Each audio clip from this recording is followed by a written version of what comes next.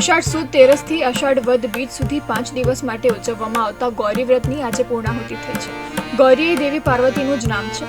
ત્યારે નાની બાળાઓ ગૌરીમાનું પૂજન કરી અને 5 દિવસ અલુણા એટલે કે મીઠા વગરના ભોજન સાથે વ્રત રાખતી હોય છે।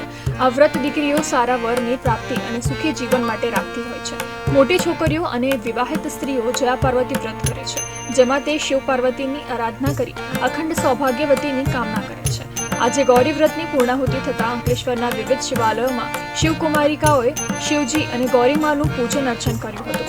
દૂધ જળ બેલપત્ર અર્પણ કર્યા હતા અને આરાધનામાં લીન બન્યા।